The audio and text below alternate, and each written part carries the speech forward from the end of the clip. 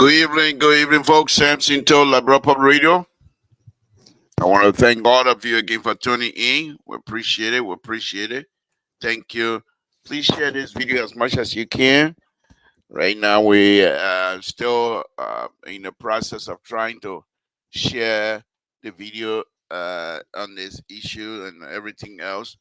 And so we are doing our best here this evening. Just share this video. Share this video as much as you can. Please share it for us as we try to see if we're audible on the other side. There's so many things that is happening with us here. But we're on it. We want to thank all of you for tuning into LeBron Pub Radio. We will be here. Okay. All right. I'm audible.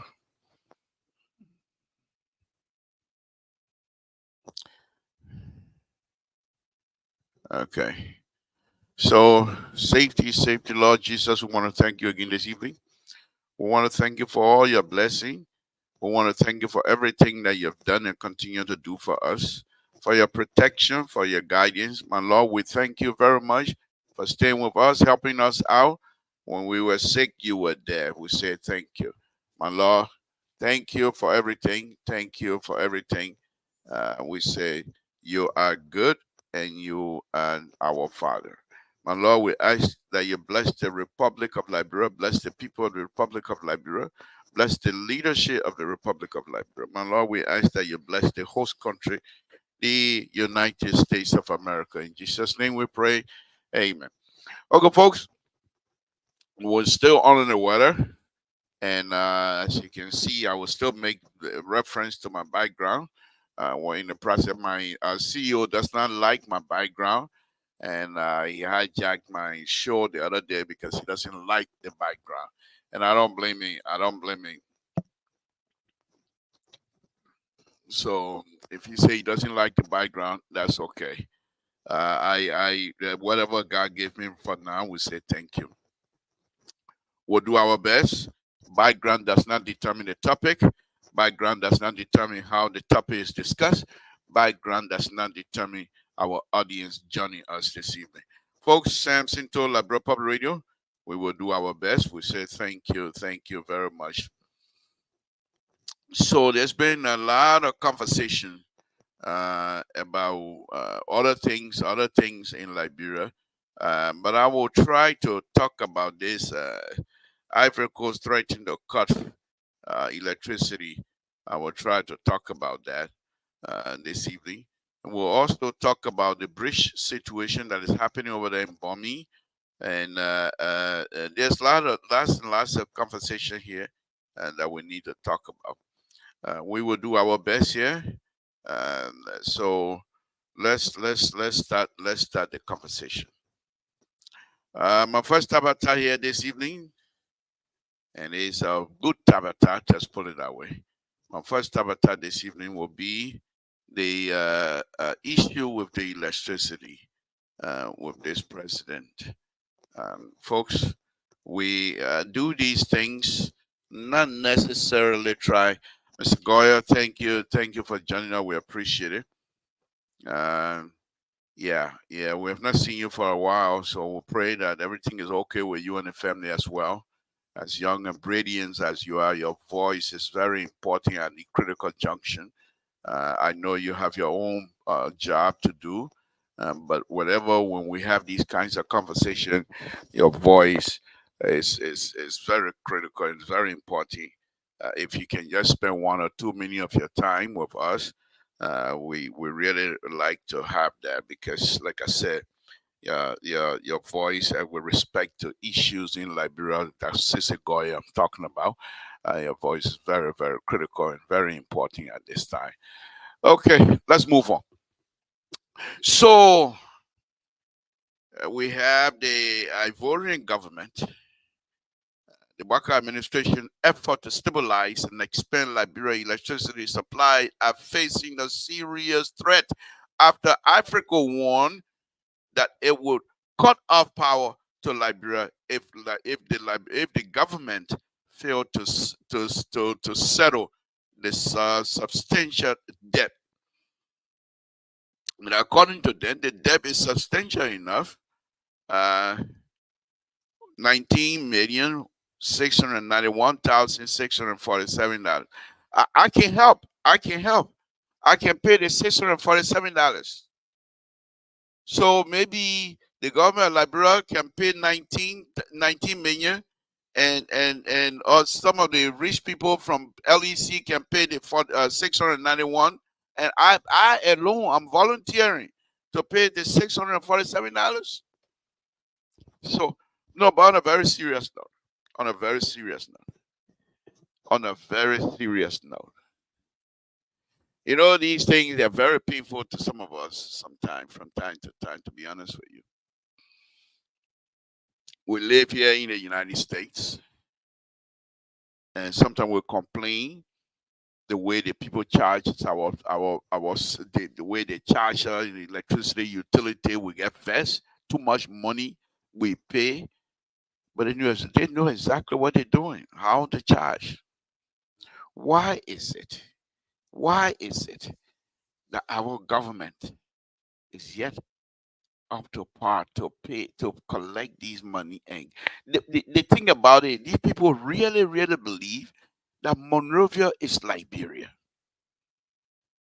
and therefore they don't care to look outside of Monrovia. They only want to look outside of Monrovia to generate fund. When they want natural resources, they go outside, cut the tree, take the diamond, take the gold, and come to Monrovia and set up. These are things that are hurting us right now, I believe.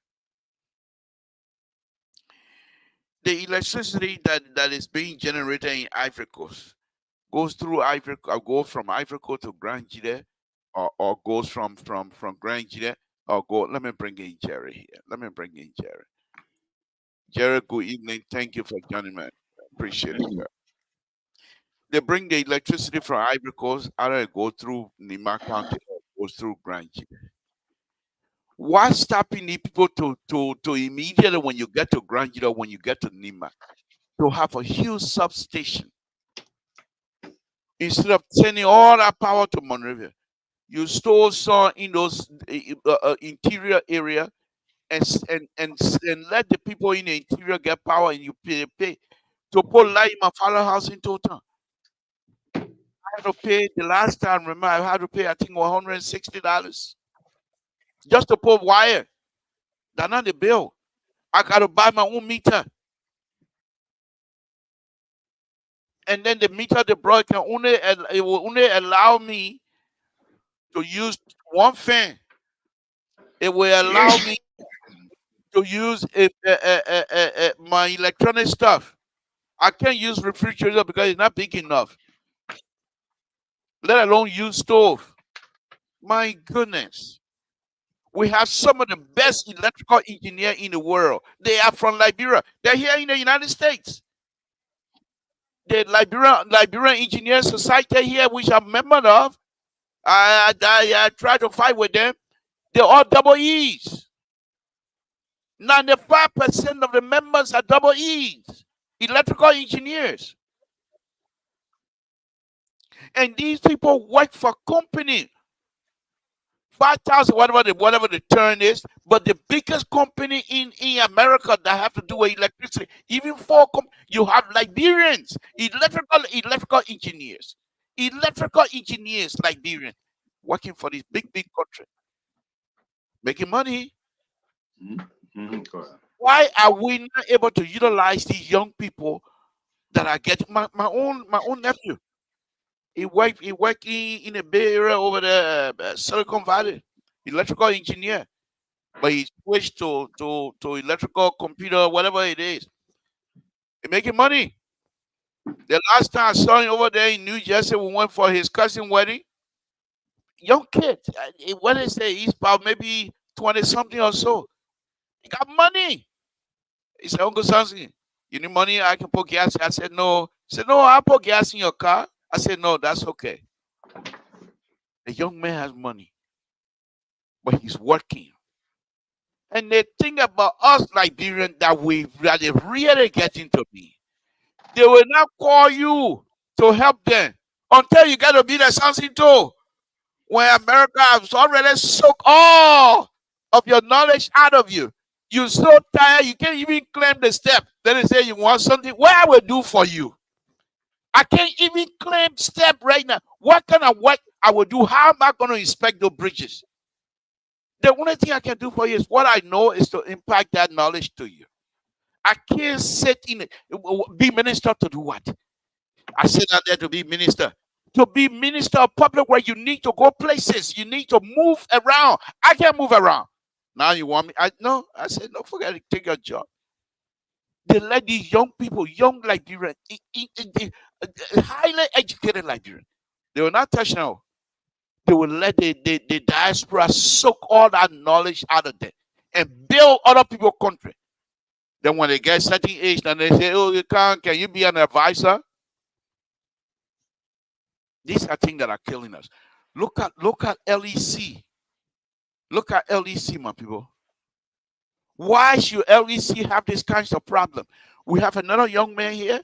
He was making a round the last time on most of his social media, talking about some of the good things that LEC need to recognize in order to move forward. You got one man controlling LEC. Like he's the only person in the whole world. What kind of friendship business is this? President Bakai, Dr. Bakai, President of the Republic of Liberia, you must have photo tonight. Photo.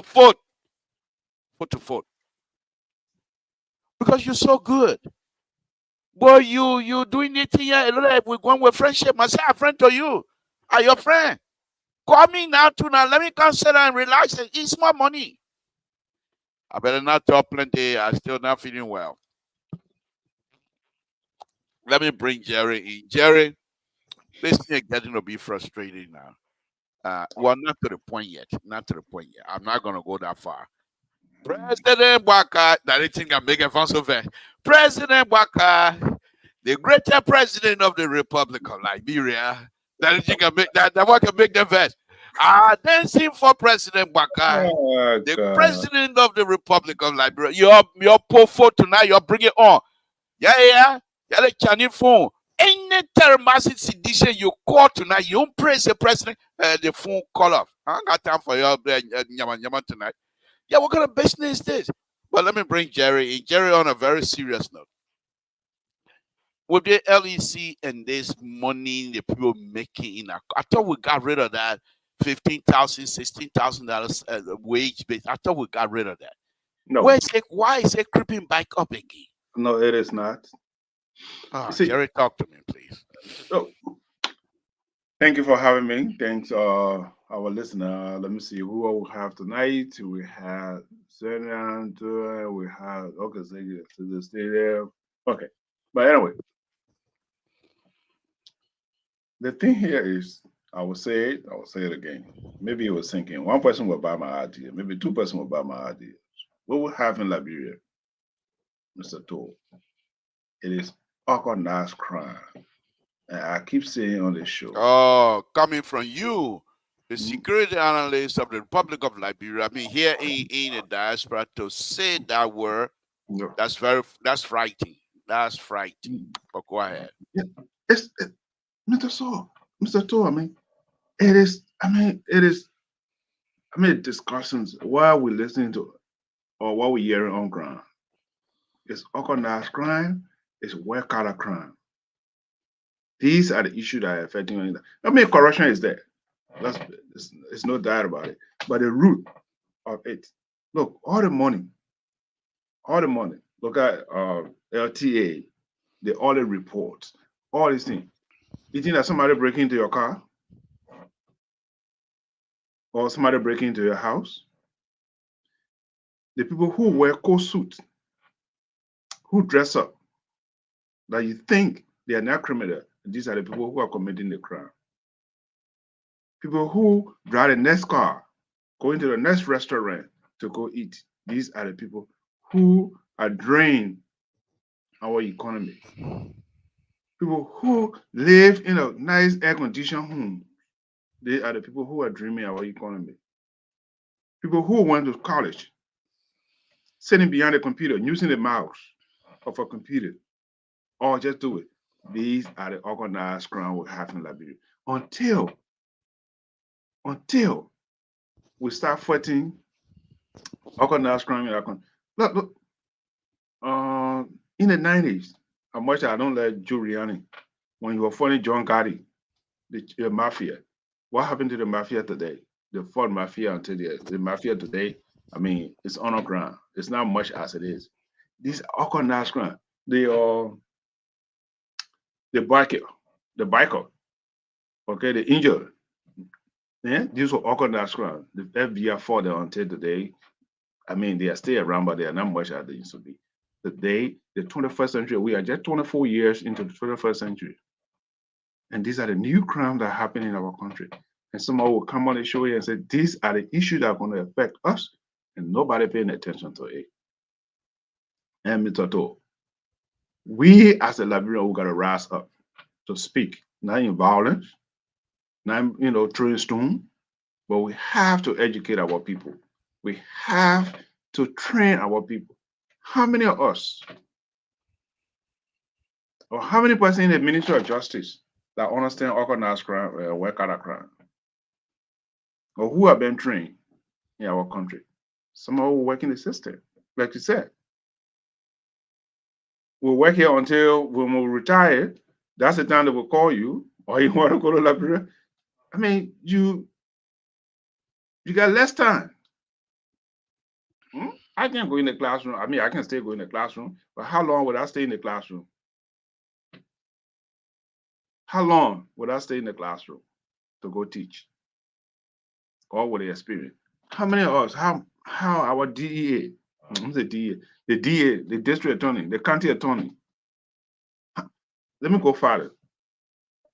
We didn't get no statute in the book. The only thing we got money laundering and money laundering, what other crap.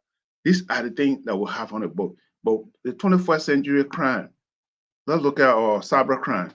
We got nothing on cyber crime in Liberia. There's no legislature. Those that are listening, please. If there's any statute in Liberia to prosecute somebody who used, like somebody who running behind or using the computer, pornography, to salute our literature, use it as a human trafficking, there's nothing. The only charge we have right now is human trafficking. But anybody who use computer or any technology, any kind of device, there's no statute. So let me come to your LEC. I call it enjoy corruption. Right? LEC. But LEC issue is pathetic. Yeah, why? If LEC is not careful, should be out of business. Because today, see what's going on in Liberia right now, and they are not doing a significant research in that department, but someone will do a research. The solar system, solar panel system, we're using it now. Based upon, I believe when I came to America in the 90s, we used to have cable system. Now your cable you use in your house right now is wireless. So we are not prepared. And these are the things that people, LEC is supposed to do. You in your house, when you move to a new house, everything is in a house. Let me bring in Cesar. Go ahead. Go ahead. Everything. When you move in your house, even in your apartment in America, when you move in an apartment, the electrical is there, everything is there already. The only thing you have to do, call electrical company and say, I need a John Doe. I move to 50 Park Avenue. The electric is there. Thank you. And we are not, one second, one more minute. Yeah, go ahead.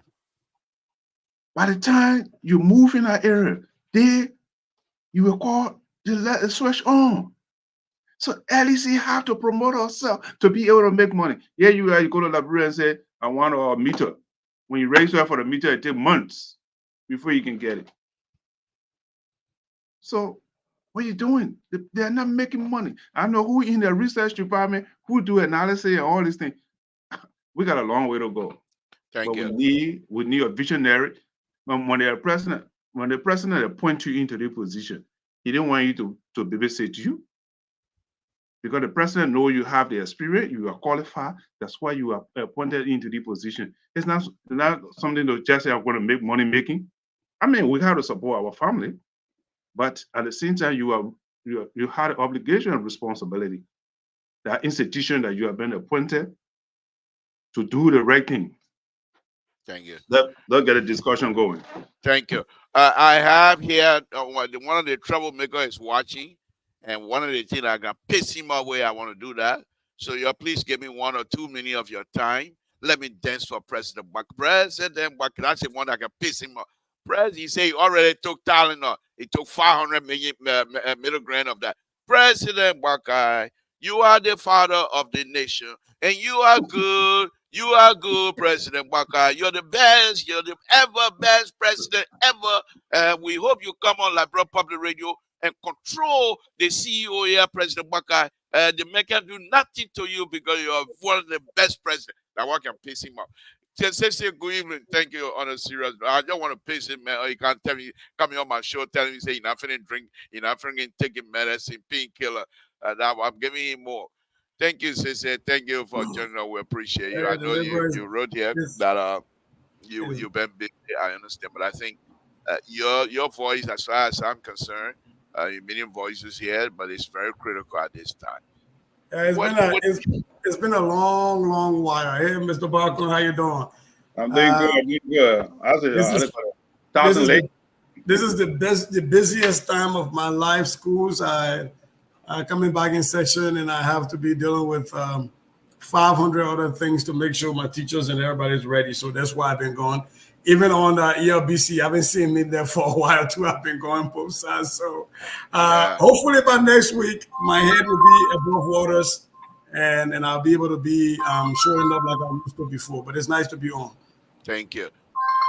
Stacey, I want to pick your brain a little bit. Not only are you an educator, and we were here last night talking about the educational retreats stuff, and I put my mouth on them big time. But Mike was able to convince me that perhaps this is not all in vain. But we have the educational system. I don't know if you want to talk about it.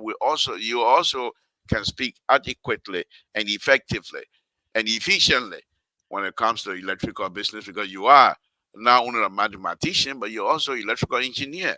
So when you speak, you're speaking based on authorities on those in those areas as well.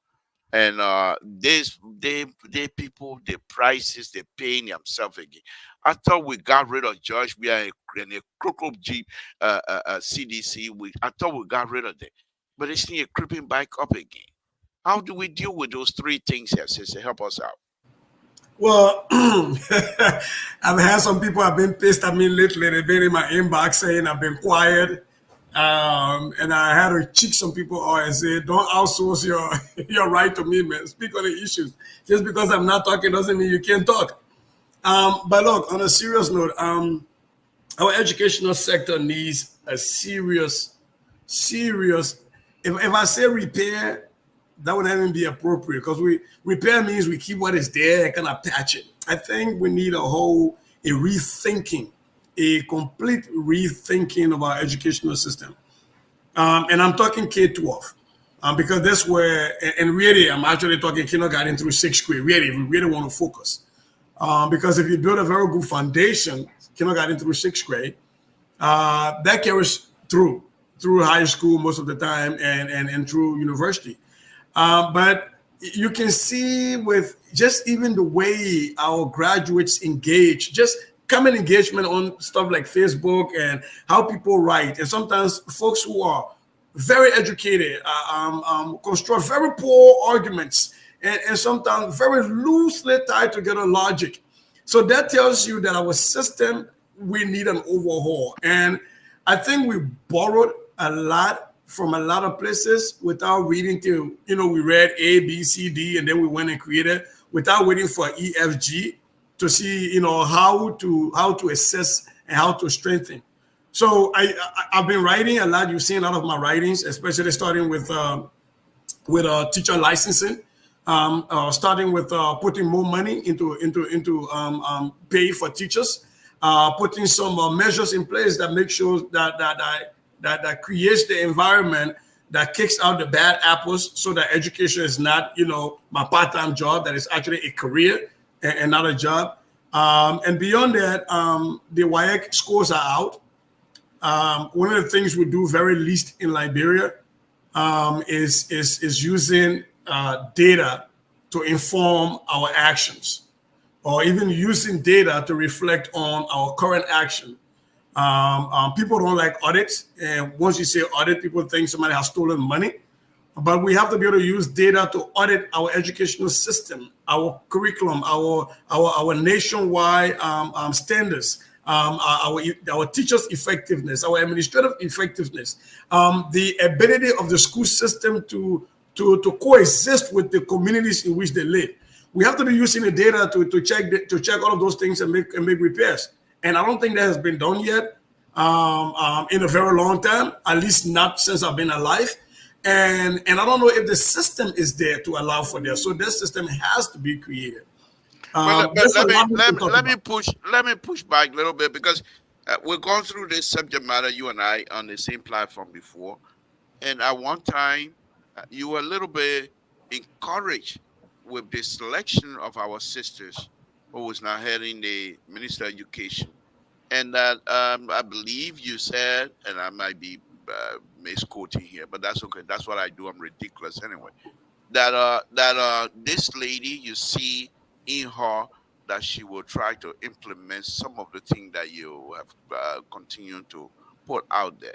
Are you now changing that indeed the system is so overwhelming that this good sister of ours might not be able to carry out those policies that you yourself believe they needed? No, I'm not changing. I still see. For me, look, one of the biggest places that she won me over was that nationwide tour. Not sitting in Monrovia and making decisions for people in Kawiake and in River G and everywhere else. Go on the ground. And that's what we do here. Go and listen to the parents, the caregivers in the communities, the teachers in the communities. You're not listening to just the CEO, right? The county education officers or the district education officers or the superintendents. You're actually going in on the ground, walking the buildings, looking at how dilapidated the buildings are, asking the teachers, collecting feedback from the teachers, collecting feedback from the students. And that's one thing that's new in Liberia. And that's a big thing in education now, is student voice. You don't, the people that schools are meant to benefit are the students, but quite too often in our archaic systems, we don't include student voice in anything we do. So her actually going in there and listening to the students, listening to the parents and the community members and the teachers, I think for me set a stage for a new trend but Liberia, just like most bureaucracy, is a giant ship. Mr. To. It's not like a canoe that we can just turn around in a minute, right? A ship takes forever. And I think she's steering in the right direction. But again, we're asking people to do things where the tools are not available. And that's what I just pointed out. Like, I don't think there's been a systemic tool created that will make this work easier. So it almost looks like they have to be flying the plane while building it, right? And that's usually really difficult. But I do like that she actually has involved community input. Now, what I'm waiting to see is how the tour and all of the data she collected impacts or influence the next budget that she proposes. Or how does that impact and influence what the focus is going to be for the education ministry? Because just collecting data for data's sake is disrespectful. So I'm hoping that they will be able to use that. But the point I'm trying to say here, the liberal, is that, take for example, MCSS. MCSS was created just after the American school system. It is a school district with a superintendent and a board right? And a lot of schools within a specific geographic location. Now, have MCSS lived up to what it was created to live up to? I would say no. I don't even think it's doing that 20% of the way, right? And that is where a lot of very prominent people graduated from MCSS systems. A lot of them went to MCSS systems. I remember when I was in Cathedral, when Tottenham High, my older cousins who were much older than me, all went to Tottenham High and stuff. Those were the giants. When those people stood to talk, when they spoke, you got eloquence, you got intellect, you had those were people, and those were the market women children that when they stood up to speak, you knew it wasn't just flaka me out, right? But look at what has happened to their system. And I really want to believe the way MCSS goes is how a lot of the government, the public schools go. Because if MCSS is failing right in the heart of the city, right where the seat of government is, if their school district is failing, imagine what's happening somewhere in River G or in Sando or in Riverside or in Lofa County, right? And so that is why I like to focus on MCSS, because I think they can be the beacon. As they start to do good things will trickle down to the rest of the counties. But as it is right now, I think they all have their work cut out for them. There is a lot of work that needs to be done. Now, the only thing though is that they have to be willing to accept help. You can't be complaining that the system is not right and you don't have everything you need, but then you don't accept help. And so that would be my only problem. And I also want to say another problem that I see here as well is that the government of the Republic of Liberia is the most employer of the people of the Republic of Liberia in the city of Monrovia. And most of the people that are working for the government, most of them, their kids are no longer in these Monrovia City Corporation school. They send their kids outside of Monrovia, which now diminish their ability to want to be involved. And the deputy minister kids are somewhere else. Assistant minister kids are somewhere else. And so I think that should be some of them. You can't legislate to those type of behavior anyway. But let me go to Jerry. Thank you very much, Sister, for joining us. Jerry, let me come to you, but I'll change the subject a little bit. But if you care to pick back on Sister, please do so. This is a wonderful show tonight. We don't have the troublemakers here tonight, and we're going to enjoy ourselves having some fruitful conversation that we believe will benefit the people of the Republic of Liberia. We're not here to call anybody ridiculous and this person is that, and I don't want to beat the board member, board chairman, all that kind of thing. We're not doing it here on LPR tonight. So thank you, Jerry. The question that I'm going to be bringing to you here as a security analyst as well, and I'm taking you back to the salary something here. And not only are you a security analyst, but you also have a knowledge of the courtroom as well. How do we resolve this thing? Do you go back to salary harmonization process, or do you insist that the president cut these people's salary? How do we deal with this one? Because I thought we're taking care of that on George. We have Madam Sally came in with this huge some money. People pay salary 15,000, and I thought when George came, and they were only paying special people, sending them out. Most of the people were going down, but it's creeping back up. How do we deal with it legally? Well, I'll come to that question, but let me say to my brother here, when it comes to the education system, we have our hands tied when it comes to the education system. And one of the products I graduated from Charlottetown Memorial Academy, CTMA. There were 3 schools I was in Monrovia at that time. It was Tottenham. You don't go to Tottenham. You don't go to D12. At that time, it was called D12. Yeah, across the bridge. Yeah, Tobahat before they changed it to D12. Then you go to Tottenham High. So these were the 3 principal schools in Monrovia there. For country people. Well, but the interesting part that he made was it was said that a school system in America here.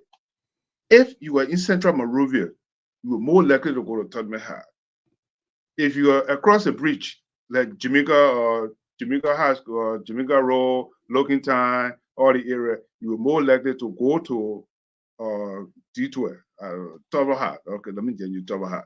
Then those are outside the state. We that were in central Monrovia, or those that were in Oro, or that would be the western part of Monrovia, you will go to Tottenham High. Those are in the central Monrovia area. We were going to Shadow Tower. It was on Kerry Street. Camp Johnson Road, Camp Johnson, Yeah. Camp Johnson Road, and Bassa Community area there. So the school system was set up based upon your geographical location, like Nipo Junior High. We had Bassa Teenage. We had GW Gazing. We had what else? Jamaica High. Jamaica Junior High. So all the area. Then Pinsway, we got Pinsway Community School, which were also the. I went there too. Okay, which were also, so the system was set up. You had Eddie May Scarborough to Oro Junction there. Thank you. So the school was set up. So by the time you say I live in Newtown, I know exactly which school you come in, which school you're supposed to go to, beside the private school. The private school probably was set up in a different way. But you still live in Pinsway and come and go to St. Mary. Or you can come from Douala and go all the way to Katiri or whatever your parents could afford at that time. So the school system was set up. If you say I live in Pinsway definitely would know which school you're coming from, which school you gotta go to. So, but where do we fall? That's why we need to start finding out where do we go, where it went wrong. Because let's look at the three principles at that time: Philip Sumpon, Mr. Marley, and Mr. Young. These were the giant in Monrovia. Philip Sumpon, no nonsense guy. Thank you. Philip Sumpon. So these were the principles, these were the architects of schools. Now, let's come to the school system, the juvenile system in our country. Most of the students right now, the juvenile delinquency, how do they fit in our school system? Some of them have fall on the roadside. Teenage pregnancy, most of them are pregnant. These are some of the issues that, you know what they're going to do? They're going to fall on the criminal justice system in our country. Guess where they're going to go? They're going to enter in South Beach. So these are the issues. But anyway, let's come to one of the questions. I just wanted to throw in a little bit of my brother. So probably as he thinking about. But speaking about teenage pregnancy and things like that, when I was, you know what, my girlfriend, it didn't work out. I was vexed. That school business, I not get baby for. What wrong with you? I was vexed. As though I was able to, I can't even feed myself, but I just want to have baby in Montreal. It doesn't matter how old I was. That's how dense we were those days anyway. But go ahead. So guess what? They're going to fall right into our community. Where do we put these other people who are in our juvenile system? Those are going to, commit crime. The drugs or offender, the drugs abuser, all these people. So it's also fall on the Ministry of Justice. It also fall on the Ministry of Education. We have to collaborate to see where we go with this thing for us to celebrate our school system, because we are changing every day. The morality, okay, and the mannerism and the generation you myself grew up. Today is a new generation, so we have to take all these into consideration. But anyway, I just want to throw in there the Mr. Educator, so try to put on the thinking cap. So we have to work together. We have to get the chief of police. How do we work with the system? So all the things that they got to get a board meeting, PTA meeting. We got to get the police involved. And then the police not just coming to the meeting, but he or she will bring their own aspect to the education system. This is what's going on. This is what we observe. Madam Principal or Madam Minister, we can work with you on the area. Or as the minister will say, Mr. Director of Police, how can you help us in this area? So let's take not to cut you off. I think those conditions are being set, and Mr. Toh can bear me witness, because we talked to the chief of police, and that was one of my questions to them, was about how are they partnering with the schools, and he says they're willing, they're able, they're actually having conversation with justice, and we talked to LDA, the ORC, and he said they're doing the same thing. So I think it's just slow. for some of us liking. But I think that is, for me, that's why I say I'm impressed, because those people are talking and they are centering the students. Because if you don't educate them today, you can't prison your way out of the drug crisis, out of the vacancy. We don't even have enough prison space to put everybody in. And those people will be released after they serve their time. And so if you're not educating them, they're going to be repeat offenders. You know that, Mr. Barker. The rate of repeat offending, and people will go back if they don't have the capacity to sustain themselves when they're outside of prison. But all right, let me go further. I think there were two questions he gave me. When it comes to the harmonization with the audit report and all these things, we have to take it serious, and their administration have to take it serious, because police people wear uniform for deterrent. It's not just to arrest. If you go to the hospital, the nurses wear uniform to distinguish the rest of the people. These are the reasons why uniform came about. But here's my point I want to make to our listeners. We have to execute whatever the president have to set a precedent. You have to set a precedent. The report came in, Mr. Attorney General, this is what we have on hand.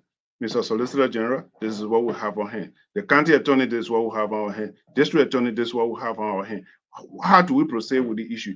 If it's possible, to bring in new prosecutor under the Ministry of Justice, because we have ton of law right now we need.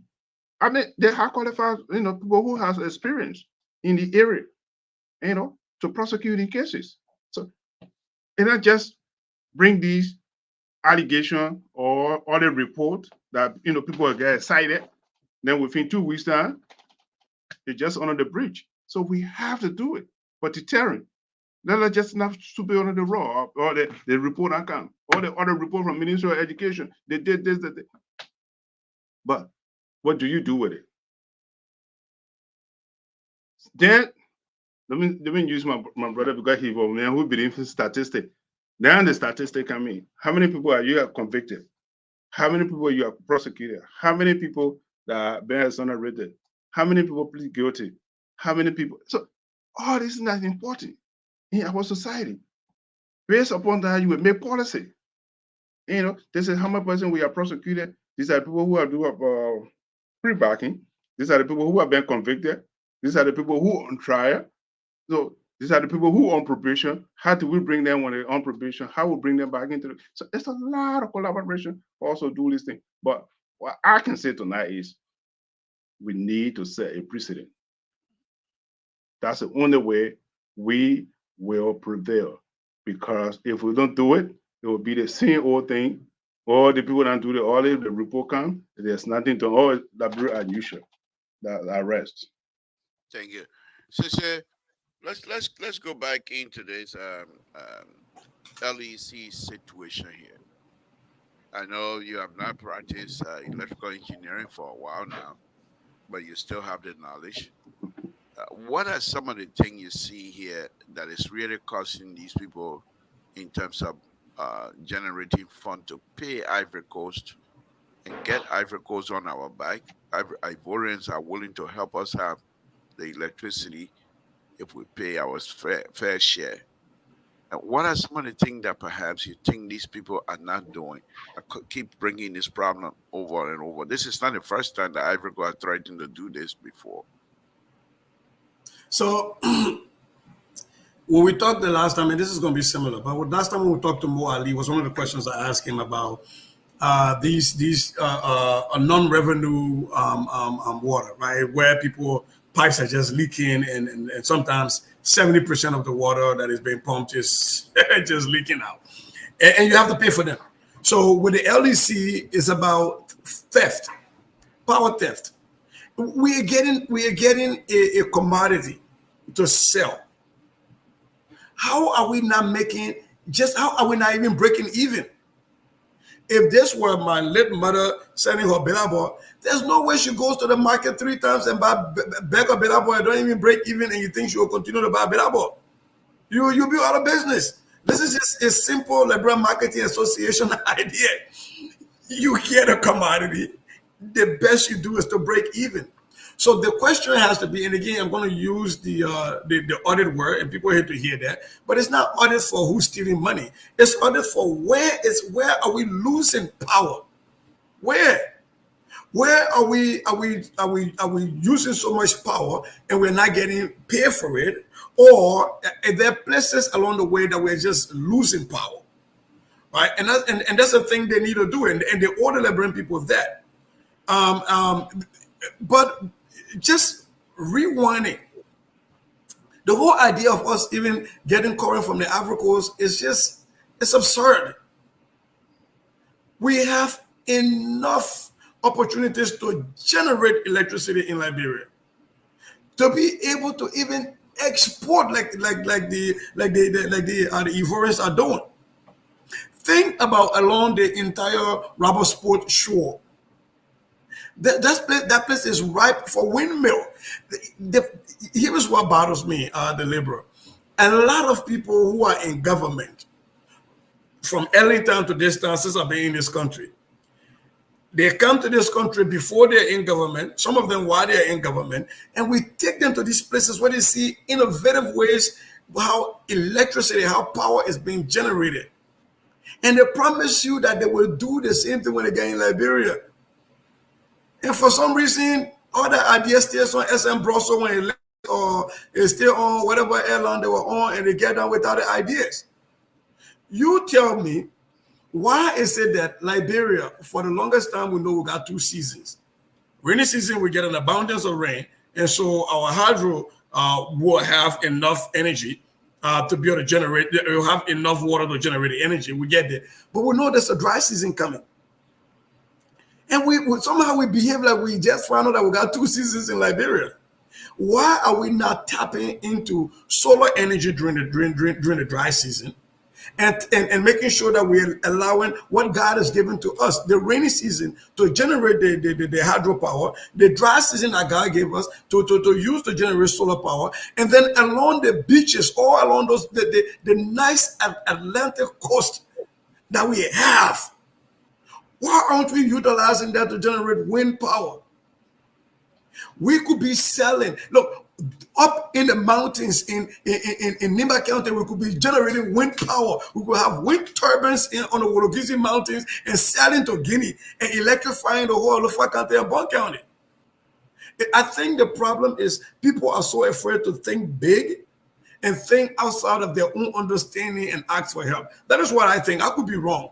But I really cannot understand how we as a people, we have prayed so hard to God, and our ancestors were blessed with two seasons, two that can give us energy, rain and sun. And in between there, the old man gave us wind. And we are not utilizing any of those. We are going out to Africa to beg them. I don't know what to say about that. I think I don't know, but somebody somewhere, I don't know if they have to pass a law to force a government to do that. I don't know how we get these people to do their work. But a lot of these people in decision-making authority, we have carried some of them to show them these solar panel, these solar fields, and these windmills, and introduce them to people in the field that can be of help to them, providing expertise. And folks don't utilize them. So I don't know what else to do. So thank you. So Can I quite come in 1 second, please? yeah, go ahead, Jerry. Good point. But here's the thing: we got 6 largest rivers in our country. Between Nimba County and Bon County, St. John, Sesto River, Kabara River. St. Paul, right between Lofa and Bon. Thank you. St. John between Nimba County and Grand Gide. So this thing can provide our electricity. St. Paul. So when we talk about Liberia, I want to Maruyo.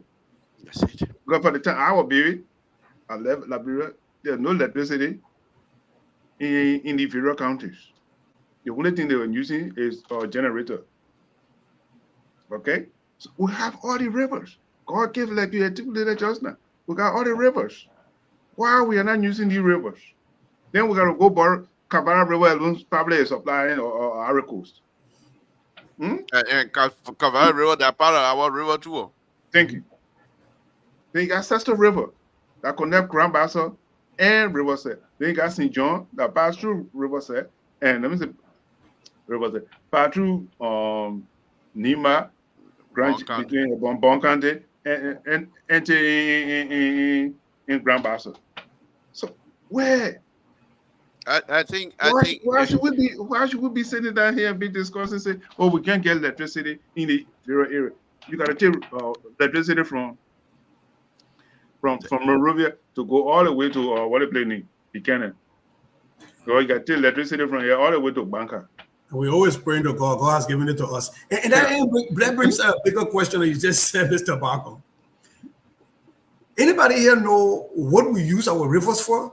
Because we're not using them to generate electricity. We're not using them for navigation or for transportation of goods. Or even not for food either. So what? Okay, I'm gonna be. What do we use those?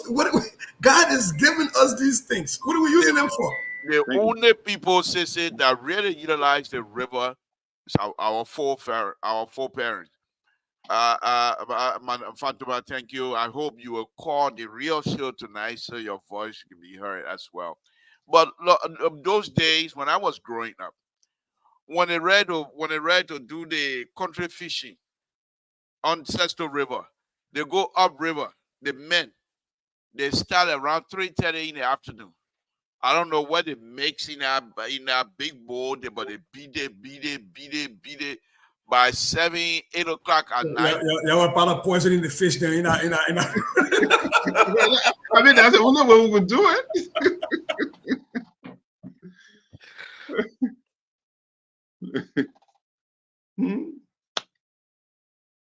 You mute. You mute your mic. Guys in the guys in the canoe and put it in a sack, in a rice bag, and then it go like this here. As the canoe going across. Then we down the river, we're waiting. Before you know the fish, they turn us out. I said, but I can be thinking, what happened? Wow, our people, they got medicine. I didn't know they were poisoning those things. Yeah, But but when you leave from there, the whole area, everyone that went on down there will have their bucket full with fish. And that's industrial fishing, I would say. Besides that, our people, they we just can't in America, or even any other diaspora country, Europe, we just make people. But when we get to like, bro, we scared to innovate. We scared to touch them. Why is it up to this time we can't even make our own clay pipe to be able to supply the homes for sanitary reasons? We can't do that. Why can we not create our own storm sewer pipe, that concrete, steel, and sand together? We can't do that. We can't do that. We don't have trust in it. We don't even believe in ourselves. The Chinese, the Korean, the foreigner, once they get in Liberia, our mindset is open. People will do it for us. But when they leave, they take the money with them. They take the look at it. Look at it. $22 million road rehab they just have recently, folks. Look how many foreign countries that they gave that money to. They give the money for maintenance, and you know how many years maintenance each of them? 2 years. $22 million. And if you ask how many Liberian companies are involved that will get bulk of that $22 million, you're not even going to be able to find 2 or 3 Liberian companies. And the way they treat Liberian company in Liberia, just like we treat black company here in America, 10%. In my own country, I'm supposed to get a contract, give the Lebanese and the other people 10%, but you give the Lebanese and other people $1 million, and then we beg them for the 10%. And these are people that said that they want to build Liberia. It's very sad, and yeah. I think we're going to suffer from. It comes back to, and I hate to draw this line, but I'm going to draw it back to our educational system, though. Have you visited the main campuses of the University of Liberia, where they have engineers and there's so many potholes right on their own campus? The professor of engineering wearing his shoe, jumping over the pothole right in front of him. Yeah, that's true. right in front of him. So I mean, I don't know. The main campuses of the university. Even in front of public work, the sewer there, the sewer When there. it rains, when it rains, the water, All the feces come out. Although quite recently, I think they said it not fixed. The drainage system. So if you have a university that is training our engineers, and immediately in front of the building of engineering, the potholes there and other professors are jumping over, it's a problem. So I think it comes back that, look, we have to overhaul a lot of things in Liberia. The least among them is not education, but we also have to be able to overhaul the system about how do we empower our Liberian people. You're right on that. How do we empower Liberian companies? How do we create the next set of millionaires and middle class in Liberia? They don't have to steal to be millionaire or be middle class. Yes. That has to be through empowering Liberian businesses. But I don't know if the talent pool is that wide. Or I don't know. So Sissy, I know you've been gone for a while. I have a new client on this show, Terramasi Sedition. That would be Walter Cutter, Brickable, Aaron Broppler. I call them Terramasi Sedition. That's the new knee I got for them. And let's see if any of them going to call tonight. We'll have to deal with them from that. But Lion drop on the list. Yeah. No, I'm sorry. Teddy Lions, Terramasi Sedition. Mr. Todd, let me say this. Go ahead. You see, we have to do something with our university. The only university we had at that time in Liberia, our University of Liberia, then Tubman University was Tubman College, and elevated to Tubman University. So Tubman College at that time was new for technical college. Where people go engineering and blah blah and all this. So it was known for that. Let me ask you something today. Maybe let's discuss it. Now we got UMU, AMU, what the other university? Whatever university because there are so many universities. AMU. Okay. There are the other universities. Blue Crest, SDA, Cottington. The list is long. Okay, like the school I went to school. When you say I graduated from that, I went to Salve Regina University. If you say I graduated from that school, the first thing they think about is homeland security. That's what they are known for. Two things they are known for: homeland security and health. So why are the various university are known for within in Liberia? Especially let's look at the government school, University of Liberia. What's she known for? Well, the University of Liberia is kind of like the state university system. So here, for example, University of Minnesota is the end all be all. You go there, they're for everything. They have a medical school that is great, a law school, and engineering, and everything. They're great. But then you have these smaller universities that are not like the University of Minnesota, that are known for specific things, right? Like you pointed to. So I think the University of Liberia was that kind of a model. Now, the problem is that just like with everything else, we only read the first page. We didn't go all the way through. Because now you have the University of Minnesota in the Twin Cities, which is, in Minneapolis and St. Paul. But then you have the University of Minnesota Duluth in another city. And in that place, they have certain programs that they are very strong in, and they are known for that. And then you have the University of Minnesota at Moorhead, right? And so one of the things we didn't do in Liberia was to have a University of Liberia at San Quentin that would be maybe well known for engineering, mining engineering. So there's a lot of mining taking place over there. University of Liberia at Lofa County. Maybe that's where we do all the agricultural work, because we have the agricultural. They're very highly focused agriculture. What we didn't do was to decentralize the University of Liberia, and so therefore you have people studying forestry in Monrovia, where the only forestry we got a plum tree, almond tree. Yeah. So why, right? And so you're striking a point, and I think that's where we fail to read the end of the book. We've read the first pages. We didn't just read all the way to know that we had to decentralize so that certain places have a specialty. so that when you tell me you are going to do mining engineering or geology, we know you're going to San Nicolas. That's where you gotta go.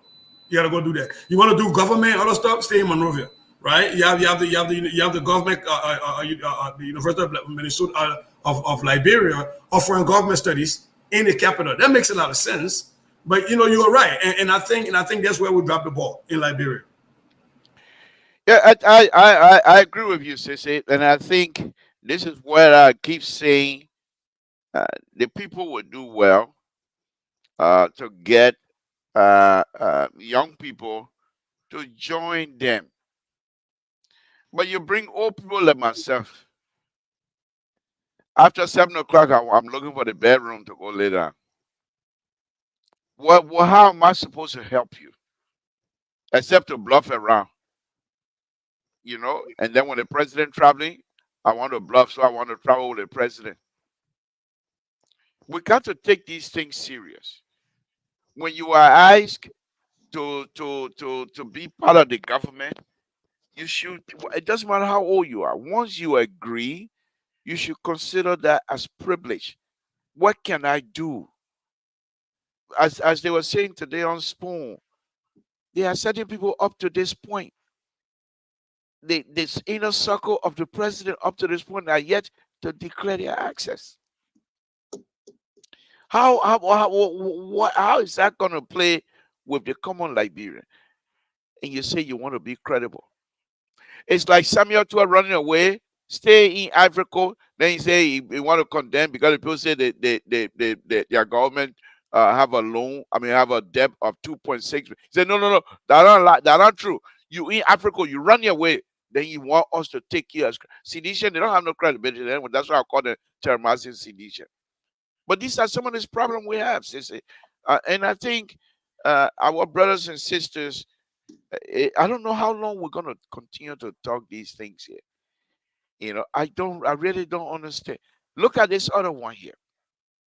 Quite recently, the president have gone to Indonesia and other places in the world traveling, asking for help. And the Liberian government, the different entity have now continued to tell us that they are generating huge sums of money for the Republic of Liberia. 2 days ago, Abochie took on the radio and the newspaper and said we have to fix the road from how do you call it, from Gibraltar Bridge all the way to all the way to Douala. That road is bad. People driving on it, they're tired, their car spoiling. When you know this thing, you were President pro tem. When did you recognize this thing? And for me, these are some of the way they get involved into the cover of the Liberian government by going and you say you want to bring this the same guy who after the $22 million kafaka, whatever you want to call it, after that the senators say, oh, we forgive the minister. That the same minister now you calling, so you and he will talk about building the road. You know what you're trying to do now? And then if I sound cynical about it, people want to blame me. I know I don't take back seat to that. These are things they do. These are things they don't see. They're going to Nima County for educational retreat. And just a day before Amar Kone and his group, they were pointing out to the Liberian people the budget is set for education. Only 40% has been disbursed. But they're going to Nima County for retreat to bring out ideas, how people to write book for Liberian people, Liberian students to write book about Liberian. Do you need to go to the retreat? Why can't you, if you're a representative, why can't you have a hearing on those things and identify those who have interest?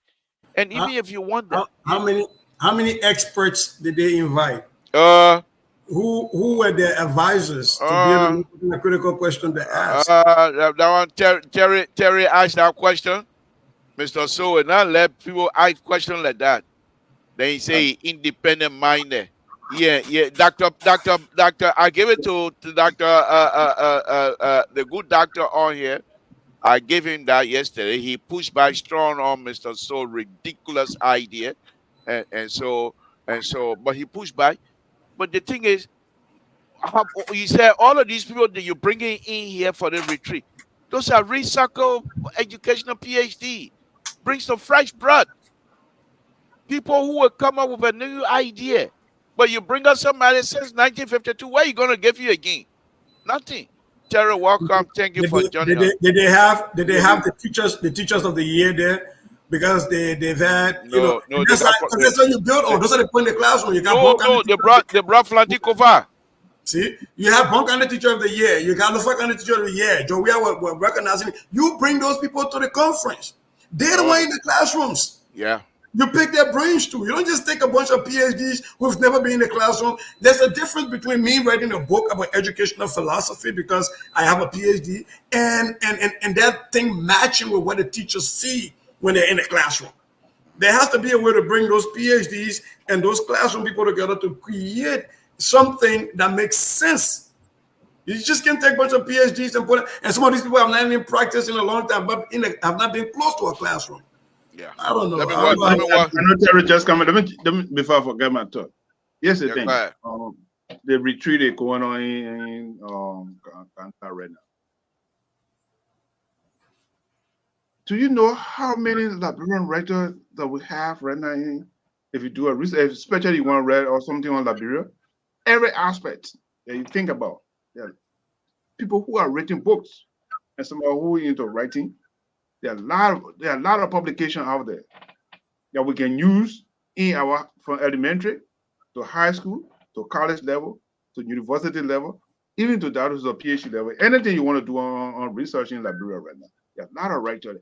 These are the things we need to focus on rather than say somebody to write a book. The books are there already. You're not using it. Yeah, a lot of Liberian writer books are out there that we can use. It's not being used in our college and university. Okay? Let's take for example the guy who wrote an excellent book.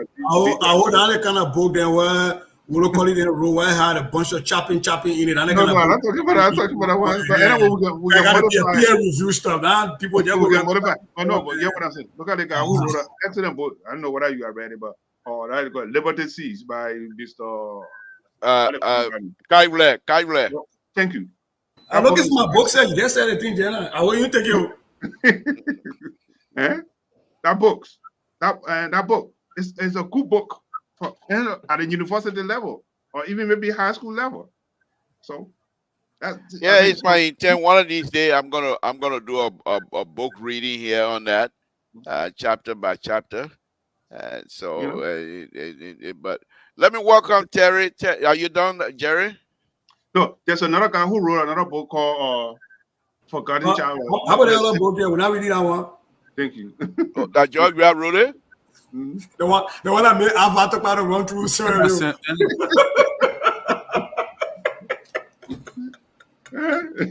There's another book called The Edition, the Forgotten Edition of Liberia, something like that. The title of the book, anyway. I think it's somewhere around. Yeah. But I think the one this year road is better than that. Yeah. Good evening, Terry. Okay. Let me get Terry just coming in. Yeah. Terry, good evening. Thank you for joining us. Yeah. I know you've been listening. What will be your contribution here before we go to the line? Yeah, good evening to the panel, senior brother, Sissy, welcome back, and all the kind of thing, challenges of the school. How you say welcome, brother? How you say welcome back, brother Sissy? Then you say all the kind of thing, all kind of thing. You know, I want to start trouble now. No, the all kind of thing is the challenges that are going on in a school in the United States. The first day of school, there was a firing in Georgia, killing people and all the kind of things. So they in that area. They're not Syria, man. They're not Syria. So that's what I'm talking about. I'm not talking about, But yeah, you guys have already said a whole lot of good things about what is going on. And, I think adding my 2 cents there, I don't know if it's going to make a difference. But, yeah, that's what we need to do. That's what we need to do. We think that Liberia is on a recycling pedal. Everything begin to remain the same as always. We just go from one stage to another. It's like you're having cancer and the cancer progress from one level to the other. There's a stages in the cancer. You just progress you're furthering the condition of the cancer that how Liberia looking like. It's Instead very of you, sad. You're laughing, but you as a young man to see your country in that light, that's very sad. it That's is, very sad. and the big That is if the opportunity was given to you by God right now to win the lottery, you most likely might not even want to invest in that country. Because if you're going to look at that country based on the behavior of these people, that it is a country with a cancer, but the cancer instead of decreasing, it progressing. That right. means that country, how are you going to cure it? So it's very sad. It's very sad. That's the thing. It's very, very sad. And looking at the population now, we have a 70% of our population is a young group of people, and that tells you that the next generation, if care is not taken, there is no future for the next generation if care is not taken. So if we have serious leaders who are thinking about the future, but unfortunately, Liberia got a policy that says that the one you eat are your own. So I don't know if that theory is a theory that is still continue Well, that's what because they call it. That's what they call it. How they call it elephant meat. The bishop, Yeah. quoting on according to which book, Bishop? oh man, and your traditional thing with Sunday that is You see, talk about. I'll come, Malek American. I want a public count. But you see, the high looking liberal. So so our future, what become of the future if these people that we have in power now, Mr. Back on them, you guys, if you don't do well for us, what will become of the future of our young generation that's supposed to take over the country few more years from now? That means they will only be depending on us in the diaspora to run Liberia. So sooner or later, like what Labour is saying, we're going to go back there, where in the diaspora will be the only decider for who runs Liberia, because the people there will definitely break down. And lastly, Labour, the thing that took my concern was that I saw something about Justice Yo removing the newly appointed Justice Clinton Johnson that was appointed by the president. That women can't fight. I want that part. I read it today too, but I just thought Yeah. it's okay. So Women I easy thought that can't is fight. something. And when I read on this woman, I was feeling very discouraged that if these stories and allegations written on her is true, how come did the president recommended her for that position? Yeah, I think because these are some of the reasons why yeah, Liberia is. according to the article, she has some. She doesn't have a good reputation when it comes to people. She's not a people person. Let's put it that way. But I think for the chief justice to up to this point not give a justification of removing her from the chamber, that's to throw the book at her and say But it is the chief. the findings of the reporters here, they're saying that this woman have there's apparently she's not doing well, she's not performing, because I think the information reads that when you go in there as an associate justice, you got to work almost like the secretary to the chief justice, so that is your first rule, something like that. It's not like what it is, but it's your first rule. You're going to be working almost like under the chief justice. Yeah. But then the performance within that period of time, you got to perform. So if the performance does not meet up with the procession or what you're supposed to be doing in that, the chief justice can vote of non-confidence in your role. And I think that is what leading to this particular thing. The problem in that, and Shannon, you're overstepping again, just as you're overstepping now, will make the country ungovernable, speech about her money that she didn't get. She overstepping again because she is not. There are rules in place. There are processes that you can get somebody off the bench. Right. It is not by the chief justice saying you're not carrying your full weight. It is not about that. Thank you. So I think sorry, I think you muted. You're saying something. No, I said thank you. It's great. No, Terry was saying something. I think you're muted. So for me, that's why the liberals said I want me to quiet on it, because I really want to see how this play out. Because what is the report she's going to put out there? She being the chief justice for her reason. It can't just be through press reporting here and there. What is the actual comprehensive report she's going to put out there, and what is going to be the legal standing that is going to back her for doing what she's doing. And up to yet, she hasn't said it yet. So for me, I want to be careful. Said the last time I was yelling at her. I still want to go to bro, so I want to be careful before I make it. I think, I think, Thank you. I, I'm about to say something, but keep quiet. No, I can't put a second one there. Right now, I'm going to say something. like I myself we get problem, and another person must say get problem. I want to put it just on this, so I will just leave it alone. No. Let's stay. I'm going to say something, but thank you.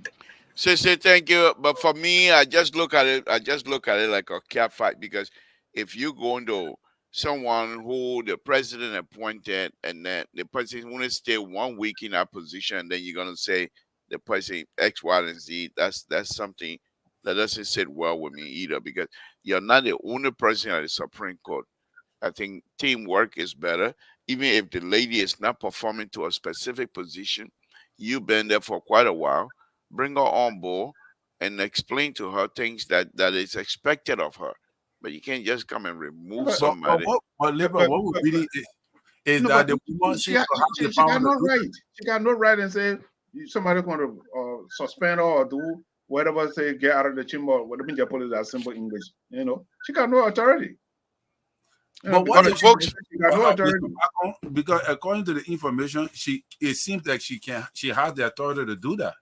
I don't know, but I'm not a judge, and because I have to look at the Constitution. Yeah, let's look at that, and then go look at the because even the Supreme Court has a code of conduct. Yes. Go look at that because they have it on their webpage. So sometimes I will report on and write things that is just yellow journalism, and that is why I'm saying I don't want to respond. I don't want to respond to what reporters are writing. I really want to see what Her Honor Chief Justice Shanae Yo is going to put out there, so we all can read it. Because what she puts out there is what she's out there thinking, right? But now it's just what people, people are speculating. So once you put something out there as to the reason why she's doing what she's doing and the legal doctrine she's standing on, then now we can read it and say, okay, yeah, the Omar right or the Omar not right. But for that, and there could be something to it, Terry. I'm not trying to say there's nothing to it. There could be something to it, but for me, I really want to wait to see like what she did with the budget thing. She wrote it and put on the Supreme Court webpage.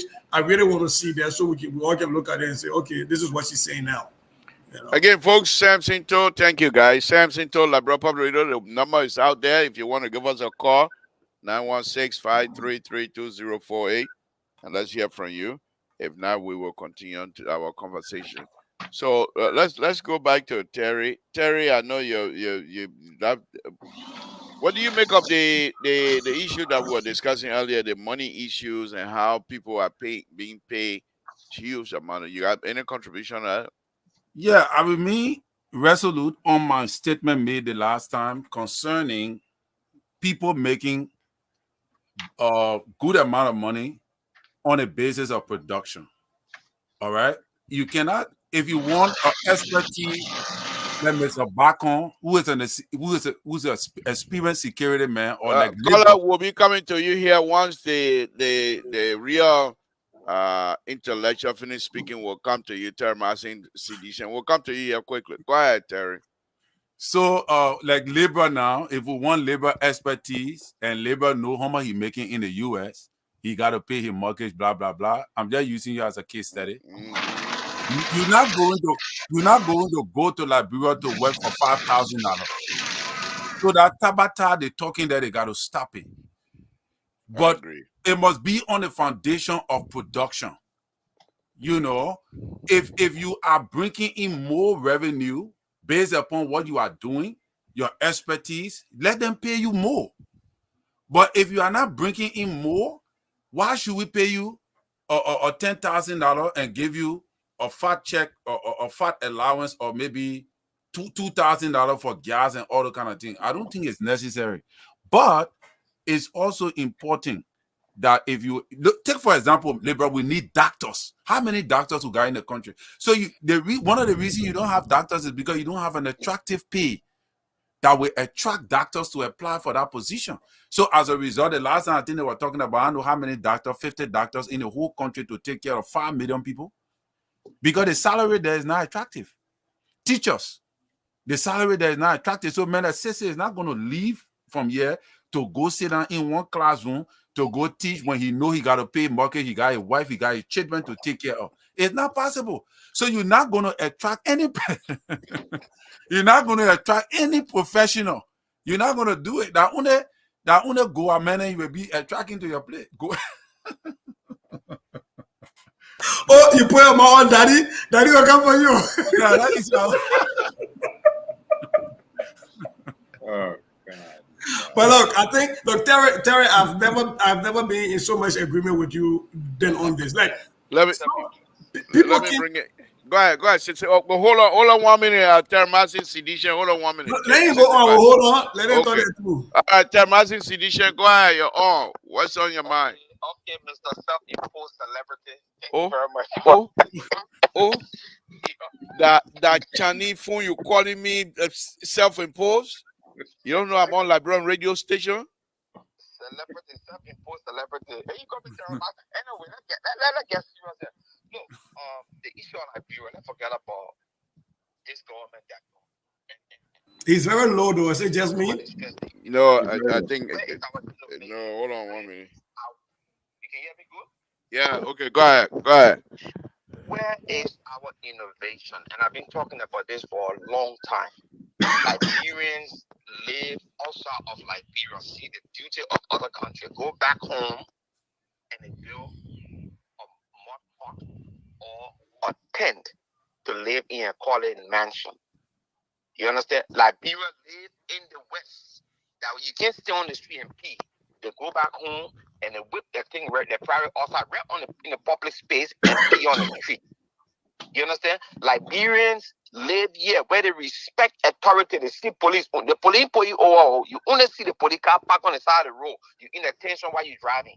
They go back home. They disrespect authority back home. There are so many things that are happening in our country today that sometimes when I hear people say, oh, we can look up to the West. Maybe the West, the people outside Liberia can make a difference. The people in Liberia. No. Our mindset has to change.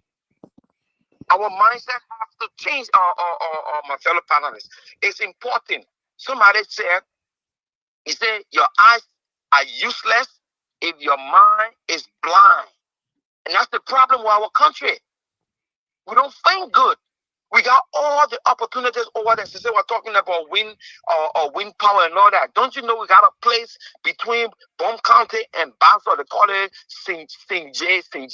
There's a beautiful waterfall over there, almost like the Niagara waterfall.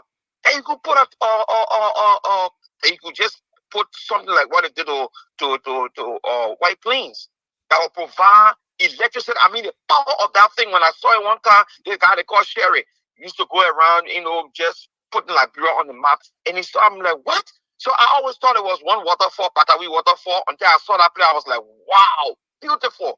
And the power, not to say breeding season, it will be powerful, and dry season is less powerful. No, through all the year, the power of the water over there is phenomenal. But what are we doing with it?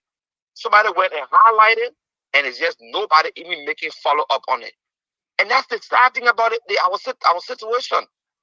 We are not innovative. Oh, poor me. I will sit down here. I will do the poor me. I will pay my late TV bear in Congo. Poor me. And you continue to say that you die poor. We live in the land of abundance. We have natural resources. But we got nothing to do, nothing good to even do it. Can you imagine? Somebody said, I think it was last year or this year, we gave out 600 million worth of gold. People took out our country, but we got one gold reserve. What is the thing about gold that we got to even give it the foreigner to manage for us? With people digging gold, why we don't dig our own gold and make it our reserve? Why we giving it to foreigner and they gave us royalty of peanuts? Peanuts, that's what they gave us. What? We have to re-examine ourselves. I think, fellow panelists. I think I would take back the Termazin Sedition title from you only tonight because you're really making some sense, and I will call you Walter Carter tonight. And I think you're really making some serious sense tonight. You're not. Well, the man finish you gotta wait at the main land. Maybe he get. Yeah, you're right. That's CDC. You can't trust them. Sorry. Go ahead. Finish your statement. No. When it comes to Liberia, let's talk. You know, sometimes we joke around, but these are things that if you go back to my podcast, you will hear me. I don't really just talk CDC. I talk about the real issue of our country. We have a problem.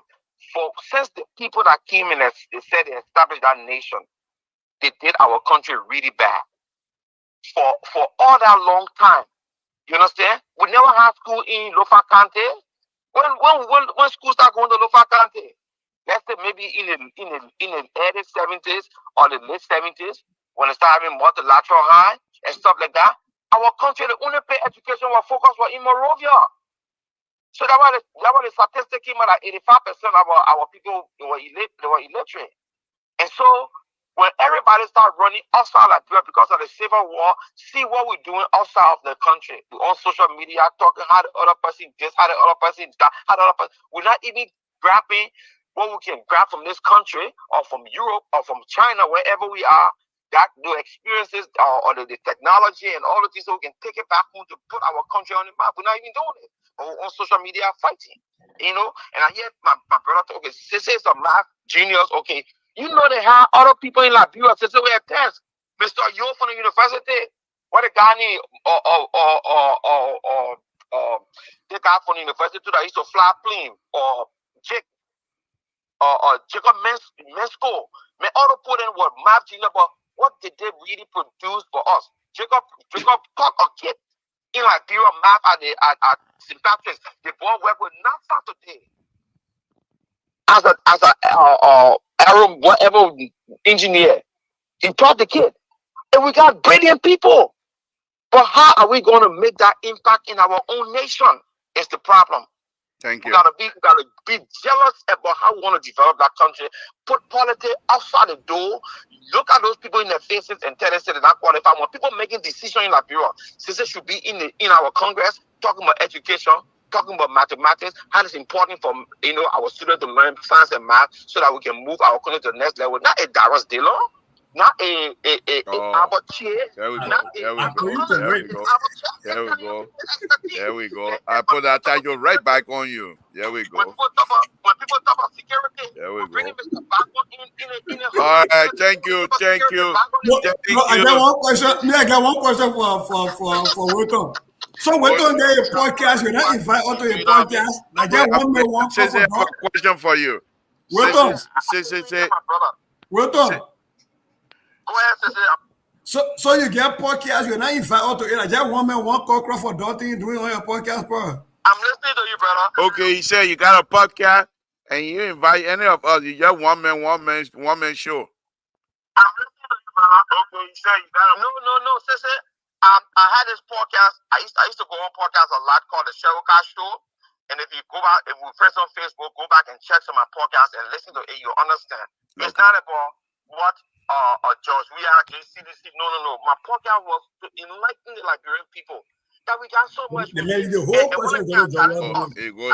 Okay, thank you.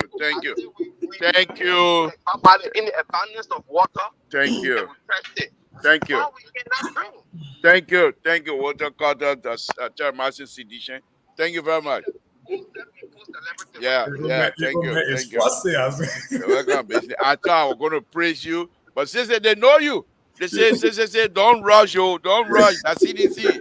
Can't rush them. You just force it. But look, what I was talking about before Keto came, Keto struck a lot of very important points, though. We joke around a lot, but he struck a lot of really good points as usual. To Terry's point, there were people in my inbox, and some guys insulted me in my inbox. People were being insulted me in my inbox. I don't know how people feel anyway. People feel so entitled. They come in my inbox, say, why are you quiet these days? You don't talk about stuff. I have about 4 people do that to me, and I'm like, I'll be busy. Well, you're too busy for like, bro, the friend mail question. I'm like, my man, my work giving me, are y'all advocating? I can't advocate, but bro, and you get data, go write it into now. Why are you waiting for my window to realize it? That is the attack when I was in New Jersey and Philadelphia. That is the attack. Yeah, you were dancing for Baka. Why you not there now? Yeah, they're making to me and say, you see all the salary they put taking out now, Patrick Horner stuff that been going on. So they're talking about that. So I say, well, I mean, for me personally, I won't accept such money to go like, bro. Why not? If you love your country, you'll go. So I say, love does not put food on my family table, bro. I love my country, but my family gotta eat. I mean, started going off. I said, but if you want qualified people, you have to pay for their worth. That is simple. You pay people for their worth, and then you hold them accountable to deliver based on what they say they are worth delivering, like Terry said. And this is why when we talk about the issue of education, sometimes it's like, which one comes first, the chicken or the egg? We're talking about having decency in education and having integrity among our teachers. Yet we pay them peanuts. And this person is supposed to be, have you seen a brand teacher dressing how to go to school? They take care of themselves. They dress really nicely. For it's $100. That person is using more than $100 just to dress themselves and pay their way to go to school. And you are telling me that person will come every day. If this is a man and the wife is saying, "Daddy, no food today," the children are all crying. And next day you go, you get test. He won't collect nothing. The children stay crying. It didn't tell you, I'm not collect money. I'm not collect kato. It's just simple. So we have to pay people for their worth, and it's not just with the upper, the higher level people, but even people through our civil servants. It still beats me that to this day there are people on government payroll making less than $150 in Liberia. What can I do for you?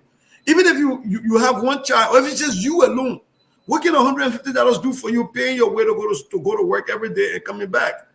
So there has to be a way for government to boost that. But again, in order for them to boost that, if you remember, resources are finite. We only have limited amount of money to put in budget. Then all of these places, these loopholes, these gaps, these ghost names, it got to be painful. We got to, remove some of those people like Josiah Jokai is doing. You move some of those people, but then what you do with the money, you reappropriate it. You don't. What we're here to see is people paying teachers $150. And then you get more money by cleaning the payroll, but then you increase the salary of people way up there and you leave the other people down here struggling. Yeah. That for me, I would not stand for. But Terry is right. You cannot tell the policeman to not accept bribes when the policeman uniform said on him a half for you to tell whether I never blue anymore. Or sky blue or whatever blue the man wearing. It look like why not? Mm-hmm. Right? And then people insulting him like what Wetton said. That person got traffic police in Liberia are the most abused police public servants in Liberia.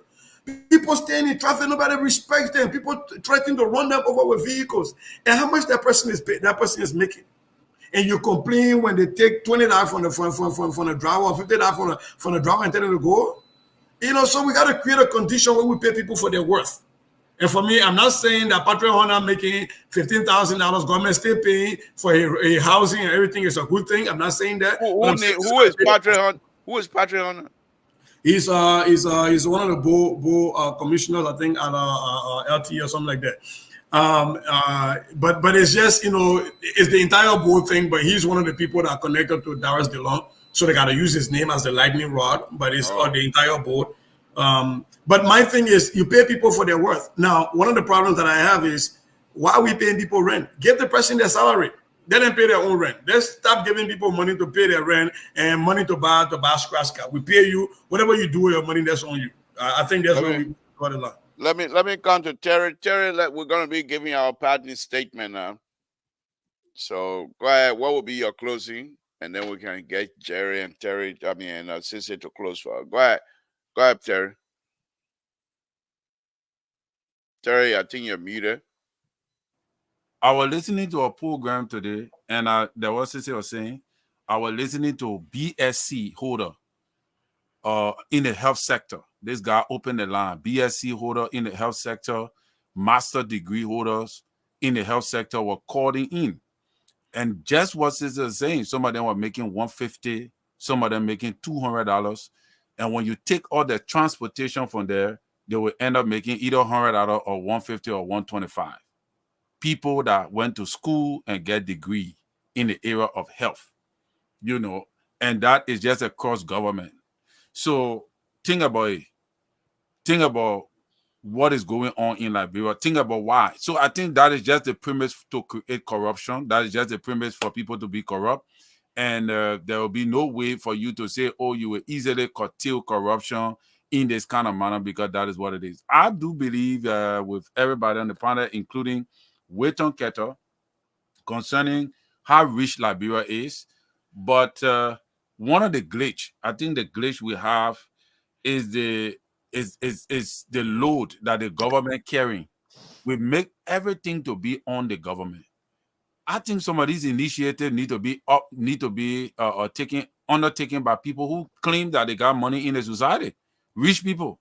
Why should everybody be drawing and sucking the blood of the government? Look at the kind of thing I heard today from Josiah Joker that there are businesses that are collecting the government payroll.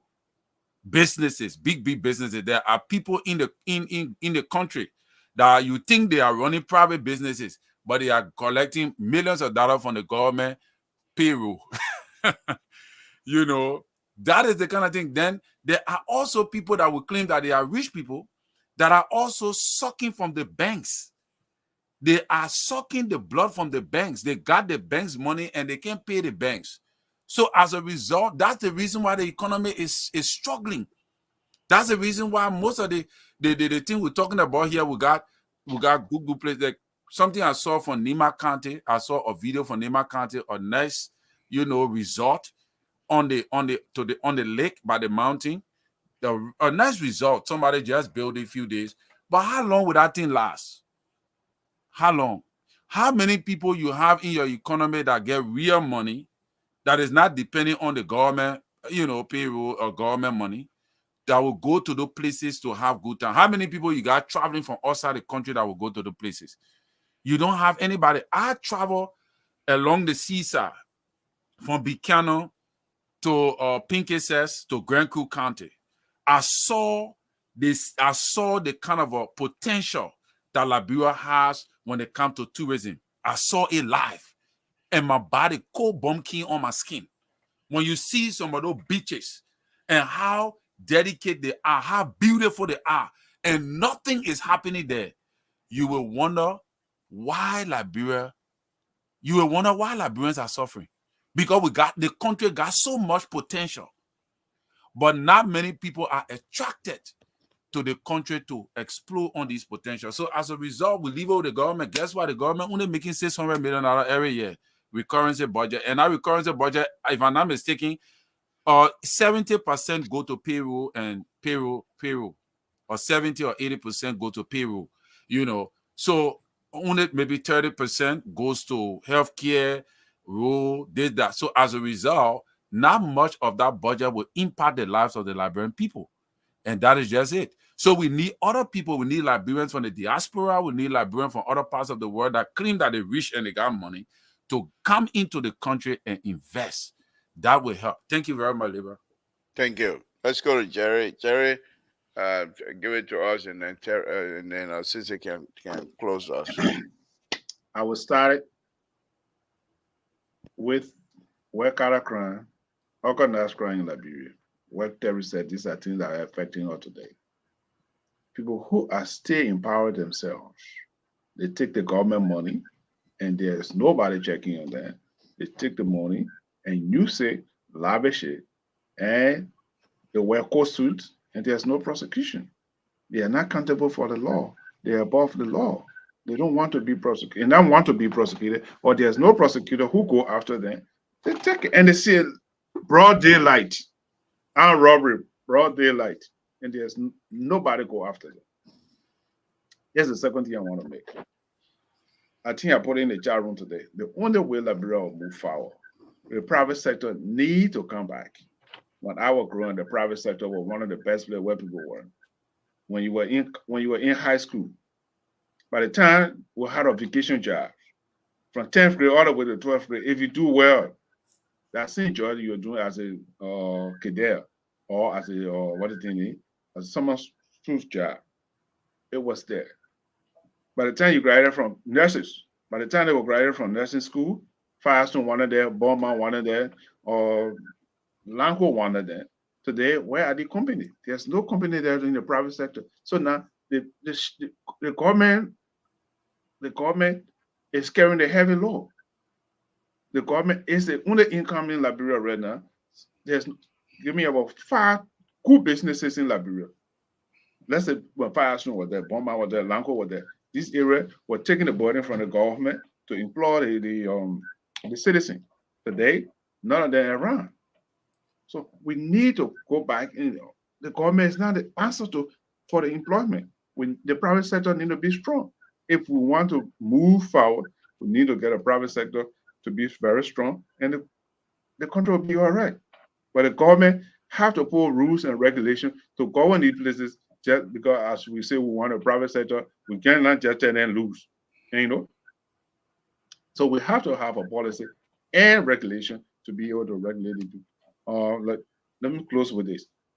The Terry said, the gold. Look at American history. The people still got gold deposited. The people still have gold deposited. Almost 200 years, they still had it in the arsenal. In the currency default, we can always cash out. How can we say we got the gold in the place there and we are broke and you go to bed hungry? Thank you. Sissy, it seems like our two panelists are just giving us the hard truth, a dismal hard truth for us with respect to our country. You're able to put some light in here, somehow put some light and disco into this closing here for us, or you think you're going to compound? Yeah, I think we've been gloomy enough. We've pointed out, the issues, and sometimes you got to be truthful and frank, and just say it the way it is. But Terry struck a point from the beginning, and you ask him a question, a follow up that if he as a young person already feels this way, despondent about the chances of change happening. And so that helped me frame my closing statement. I think we got to do remember when we used to be sick of, I don't know if that's just me, but when I used to go up in Tira and I'm sick and I want to take medicine, my Oma will grab me, put me between her lap, put my one hand on the other side, put my one hand on the other side, and hold my nose that day and put the kojuro there. And when I want to eat, they will feed me the same way they finish my belly, boom, that's some kind of thing. Then they pour cold water on my face and on my stomach, and the sleep are gone. I'm saying this, that we have to force people to accept help. We all cannot work in government, and government has a very huge burden as far as the employing people, like Terry is saying. So many people, we say, we hear the liberal, you an expert, Terry, you an expert, Barcon, there's thousands of Liberians. And you offer help, and if people say no, for me, my new thing when I get back to work on the Lebron issue after my work that pays my bill, is I'm going to be forcing people to accept my help for Liberia because it's free. And I'm back to MCSS. I never went to MCSS. I never did. Not that I was rich, but my dad, who was an engineer at the time with the LeBron Broadcasting System, worked for the LeBron Rural Communication Network, could not make enough money to send me to Cathedral, but he will credit against his salary. So that sometimes that 2-3 months salary he will use to pay my tuition. And I saw my mother who raised me, my stepmother, who everybody knows my mother because she raised me from when I was 2. She graduated from Tottenham High. She did bookkeeping. That was the only education she had. She started working at the National Bank of Liberia, became a teller, became the head teller. She retired as the head teller of the National Bank of Liberia from an education she got at Tottenham High. Are we still delivering such education at Tottenham High? We have to. And so we are forcing these people. And the good thing is the new MCSS, they are accepting my help. So that is a good thing. We're not going to be fighting. But beyond the MCSS, I'm going to end up going to all of the county education officers. We can't keep this on Monrovia alone. I need to find out what the county education officer in Sando is thinking. How can we help? What are the problems you having? How can we come together? If it means someone will come on Facebook every day and be begging for money to help Sando County school system and to help Riverside County school system, we need that. Some of us will become beggars on Facebook, but we'll be begging because for me, education has become my number one focus when I get back, and we'll be forcing people to accept our help. And those people that we reach out to and they don't want our help, we will publicly shame them. So that people in their counties or in their places know that we are helping, we are offering our help, and they're saying no. Let those people hold them accountable. For too long, we have few people saying no, and they're saying no on behalf of millions of people, and those people have no say in why you're saying no on their behalf. And so to end this, I'm going to say that I think there are good things that can happen for Liberia, but I think we're going to stop feeding so many people just how Omanis to feed all the restaurants. Hold their nose, don't open their mouth. And when they're golfing, we'll pour cold water on their face and on their belly and we'll sleep. Thank you. Amen. Thank you. Thank you. I think this is a wonderful, wonderful conversation tonight because we do not have the troublemakers here to do anything here tonight. I think they themselves listening to us and they're enjoying us. Watch and see what we got here Friday. The troublemaker will be showing up and they're going to call themselves independent this and independent that. And these are the people that want to take Liberia to a wrong direction. And we will, like Sister said, forcing people to take our help. It start right here on LPR. We will tell the people to come our way, to the liberal way. We got time to come around with it. Don't antagonize the people when you're not leading the show tomorrow.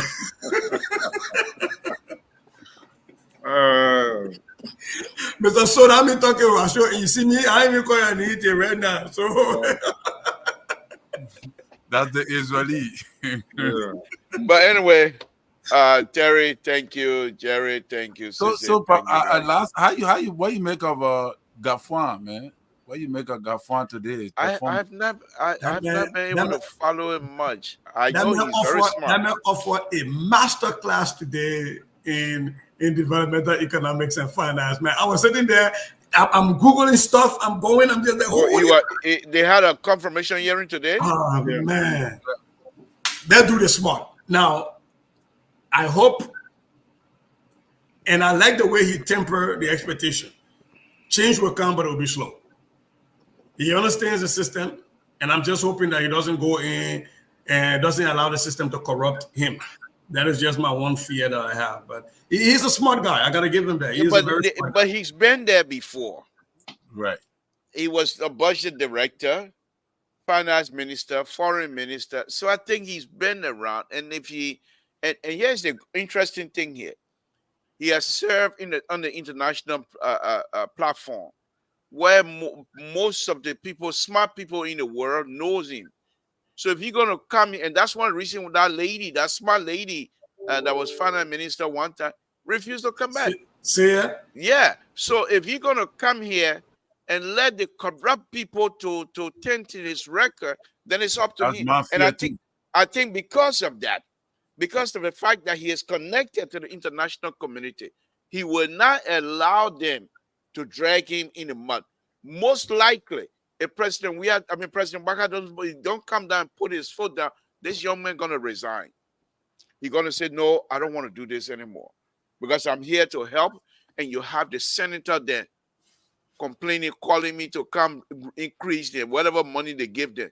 These people, as soon as they hear some kind of money coming into the country, the revenue being increased, then they're ready to start all kinds of junk. Oh yeah. We need to call them out. But anyhow, folks, thank you. Let's turn into Mr. Soul's show tomorrow, and let's help them out. I think Mr. Soul and his group need our help. Let's go down there tomorrow and show them some civility and how a program's supposed to run. Let's do that. Let's help them out. You're putting us in trouble. I know whether you and Mr. Bago.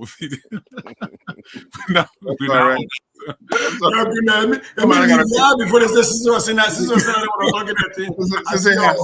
Since I started a slogan, if you can't, you don't want to do it. We'll hold your nose. We'll hold your nose and get you the jorobo. That you and Labor will be on it and say, and I hear. If you don't want to yell, we'll knock that door down. So that's what we'll show you. We'll force you to take our help. If you don't want to help, we'll force you for it to accept it. All right. Good night, Jerry. Again, folks, Samson to LeBron Public Radio. Thank you very much. We still don't have all of our jingle here and there to do music and what have you. But I really want to say thanks to all of you tonight. Madam Esther, Fatuma, thank you guys very much. Really, when you guys show us, it just make our day. Thank you very much. And let's turn into Mr. Soul tomorrow and have a wonderful conversation as well. It's been a wonderful, wonderful day. Let's continue to pray for one another and let us make sure that we stay safe out there. Samson to Labron Perino, I would say good night to all of you. Good night, folks.